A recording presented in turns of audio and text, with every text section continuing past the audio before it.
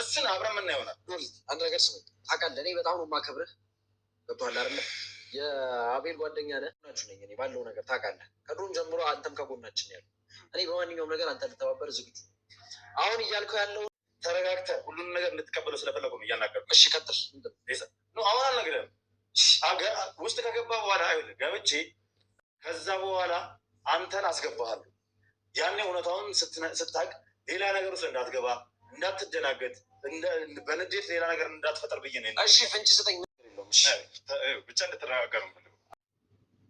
ሰላም ሰላም ሰላም፣ ጤና ይስጥልኝ ውድና የተከበራችሁ ውድ ሆናችሁ የኔ ቤተሰቦች እንዴት ናችሁ? ሰላም ናችሁ? ሰላማችሁ በያላችሁበት ያም ዳርቻ ሰላም ፍቅር እየተመኘላችሁ ዛሬ በአዲስ ነገር ነው የመጣሁት። ዛሬ ልዑል ብቻ ሳይሆን ዛሬ ሙሉ ክሩ በጣም ችግር ውስጥ የገባበት እንትን ነው ዛሬ የሰማሁት። እንግዲህ የልዑል አክስት ታማለች፣ እንደዚህ ነው መድኃኒቱ ካልሄደላት እንዲህ ትሆናለች፣ ትሞታለች፣ እንደዚህ እያሉ ልዑልን እንትን ለማለት ይሁን እውነት ይሁን እንግዲህ ዛሬ እነ ልዑል ጥቆማ ተሰጥቷቸው አክስትየዋ እንግዲህ የተኛችበት ሐኪም ማለት ነው ሐኪም ቤት እነሱም እንግዲህ አጣርተው ምን ብለው ከዚህ በፊት እንግዲህ ኤርሚያስ ነበር መጀመሪያ ላይ ይህን ነገር እያጣራ የነበረው። ኤርሚያስ ደግሞ እንግዲህ በአንዳንድ ሰዎች ምክንያት ስራው እንትን እንዲበላሽበት መንገድ ላይ ወጥመድ ምናምን እንትን እያሉ ብዙ ነገሮች እንትን እያሉበት ነበረ። የልዑል ልጆች ደግሞ እንግዲህ በአንድ በኩል ስለዚህ ሴትዮ ጥናት እያደረጉ ነበረ። የት ሐኪም ቤት ነው የተኛችው ወይስ የት ነው ምናምን የሚለውን በደንብ ሲሰሩ ነበር። ዛሬ እንግዲህ ሐኪም ቤት የተኛችበትን አውቀው እነሱም እንግዲህ ምን አይነት እውነት ነው ውሸት ነው ለማለት ለማረጋገጥ ነው። ይቺ ሴትዮ አውቃ ነው ወይስ ምንድን ነው? ምን እየቀለደችብን ነው ወይ ብሎ እንግዲህ ልዑል ሰውን ሰብሰብ አድርጎ ያው እሷን እንትን ለማለት ሳይሆን ወጥመድ ምናምን እንዳይሆን ብለው እነሱም የተባሉበት ቦታ ሄዱ። ከነገራችን ላይ ልዑል ከመሄዱ በፊት ወደዛ ሐኪም ቤት ከተኛችበት ከመሄዱ በፊት ኤርሚያስ ላይ እንግዲህ በጣም ብዙ ማስፈራሪያዎች ቤቱ ድረስ እየመጡ እንገድልሃለን፣ እንደዚህ እናደርጋለን፣ ይህንን ስራ ካላቆምክ እያሉ ኤርሚያስን እያስፈራሩት ነው። እንግዲህ ኤርሚያስ ደግሞ ለእነሱ ሲል እንግዲህ ቤት መቀየር አለብኝ፣ እኔ ምንም እንቅልፍ አጥቻለሁ፣ ሰላም አጥቻለሁ ብሎ በመጀመሪያ ልዑል ወደዛ ክስቱ ጋር ሳይሄድ በፊት ደውሎ ለልዑል ቤት መቀየር እንደሚፈልግ ሲነግረው ልዑልም እንግዲህ ከኔ ጋር ብትሆን ይሻላል፣ በቱን ለተወሰነ ጊዜ ዝገውና እዚህ እኔ ጋር ሁን አለው። እሱም እንግዲህ በሀሳቡ ተስማምቶ እንግዲህ ሌላ ሀሳቡን ደግሞ እንዳይቀይር እንጂ ሀሳቡን አሁን ተስማምቶ የራሱን ቤት ዘግቶ ብዙዎቻችሁ ስትጨነቁ ነበር። እኔ በኮሜንት ስርም እያየኋችሁ ነበር። በተለይ ቤቱ ስትሄድ እንደዚህ የመንገድ ላይ እየጠበቁ እንደዚህ የሚያስቸግሩ ከሆነ ለምን ለተወሰነ ጊዜ ወይ ከሚኪ ወይ ከልዑል ጋር አብራችሁ አትኖሩም የሚል እንትኖች እያየው ነበረ። ምክንያቱም ሁለቱም ሶስቱም እንግዲህ ባለትዳር አይደሉም፣ ችግር የለውም አንድ ቤት መኖር ይችላሉ።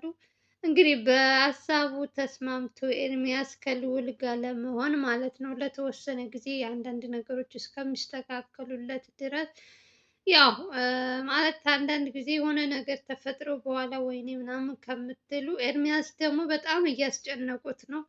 ስራ እንኳን ሰርቶ ልክ ከካሜራ ጀርባ እያንዳንዳቸው በየቤታቸው እንትን ሲሉ የሚገጥማቸው ነገር በጣም ከባድ ነው። በተለይ የኤርሚያስ ላይ ትኩረት ያደረጉት አሁን ደግሞ እየተከታተሉ የሚያስቸግሩት ኤርሚያስን ነው። የዚች አክስትየዋ ጉዳይ ደግሞ እውነት ነው ምንድን ነው እያሉ እነ ልዑል እዛ ቦታ ሲሄዱ በጣም ያልጠበቁት ሐኪም ቤት ያልጠበቁት ሰው ነው ያገኙት። በእርግጥ ወንድሟ እህቷ ናት እንደዚህ ነው ልትሉ ትችላላችሁ። ባለፈው ከ3 ቀን በፊት መታ ያቺ ስማቸው አያዘኝም ይቅርታ አድርጉልኝ፣ ሁለቱም ለልዑል አክስቶቹ ናቸው። በእርግጥ ያቺም አክስት የተባለችው አብራ ከእሷ ጋር እንግዲህ ሐኪም ቤት ውስጥ የተገኘችው እሷ ናት። እሷና የገጠር የነበረው አጎት ሌላም እንግዲህ የእነሱ ቤተሰብ ብዙ ናቸው። እኔ ስማቸው ራሱ አይያዘኝም ረሳዋለሁ። እነሱ ነበሩ ሐኪም ቤት በር ላይ እንግዲህ እነሱ ነበሩ። ከዛ ልዑል እንደሚሄድ አታውቅም ነበረ። ይቺ ሴትዮ ሁለተኛዋ አክስት የተባለችው ማለት ነው። ስለ ልዑል ብዙ ማስረጃ እየሰጠችው ነበረ፣ ሰምታችኋል። አሁን ደግሞ ከእሷ ጋር ከሆነች መበላሸቱ አይቀርም። ሲጀመር ከእሷ ጋር አብራ ከሆነች እሷን የምታግዝ ከሆነ በገንዘብ ሰውን በጣም ብዙ ሰዎችን እንትን እያለች ስለሆነ በጣም ወንበዴ ኃይለኛ ሴት ናት ያቺ። አሁን ታመመች ምናምን ሲባል አብዛኞቹ ልታዝኑላት ምን ልትሉ ትችላላችሁ፣ ግን ሴትዮዋ ምን ያክል አደገኛ እንደሆነች እያያችሁ ነው። ስለዚህ ይቺ ደግሞ አሁን እኔ እንግዲህ አላውቅም ከእሷ ጋር ለምን አብራ ተገኘች ምናምን ብሎ ልዑል ትንሽ ገጭ ብሎባታል።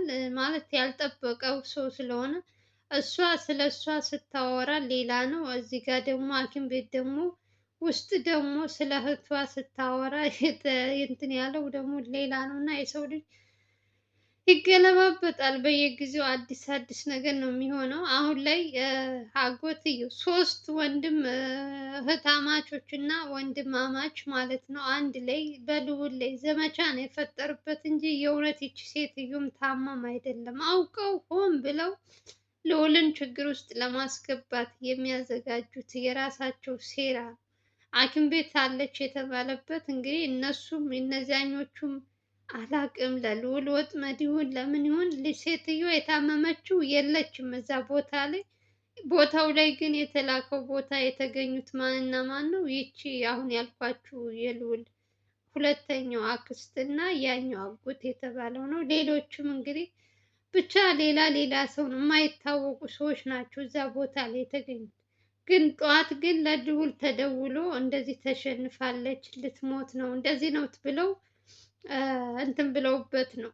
አንደኛ ነገር መድኃኒቱ ምናምን ሲሉን ሰምታችሁ ከሆነ መድኃኒቱን ካልወሰደች የመሞት እድሏ እንትን ነው ምናምን እያለ ያንን ነገር ደግሞ ልዑል ሲሰማ ምን ያክል ምንም ብትበድለውም ያው አክስቱ ናት ትሙት ምናምን ብላችሁ ልትፈርዱ አትችሉም። ሰው ቆሞ መሰቃየት አለበት። የሰውን እንትን አንዳንዴ ሞት እረፍት እንደሆነ ታውቃላችሁ።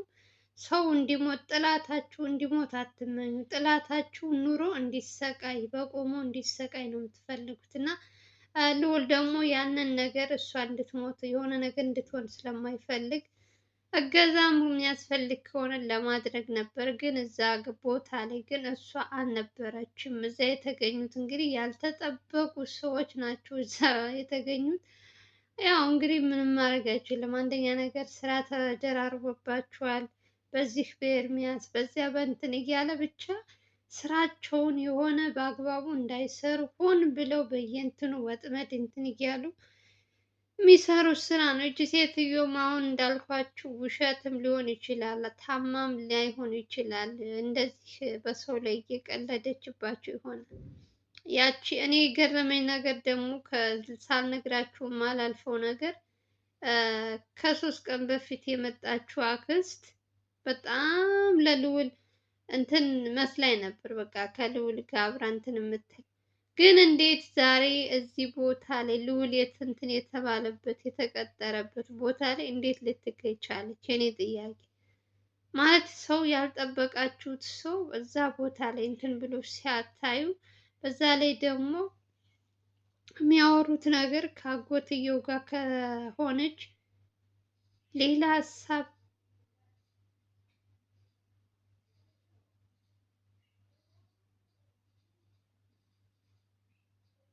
የማታውቂው ሰው ትልቅ በቃ የሆነ እንትን የለም እንደዛ አይነት ሰው ነው የሚሆንባት። እና እኔ ልዑል አንዳንዴ በጣም እያሳዘነኝ ነው። አሁን ሰው አይወጣለትም ለምን እንደሆነ አላውቅም። የሆነ በጣም ምስኪን ሰው ታውቃላችሁ። እስካሁን ድረስ ስንት መስዋዕት ስንት ነገር ከፍሏል። የአሁኖቹ ደግሞ አሁን የመጡት ደግሞ የእሱ ቤተሰብ የተባሉት እኔ በዚህ ልክ አክስት አጎት እንደዚህ አረመኔ ሲሆን ጨካኝ ሲሆን አላውቅም። የእውነት የፈለገው ሊበድልሽ ሊያስቀይምሽ ይችላል። በዚህ ልክ ደግሞ ሰውን ስራውን እንትኑን ምኑን ለማበላሸት ቆርጠው የተነሱ ሰዎች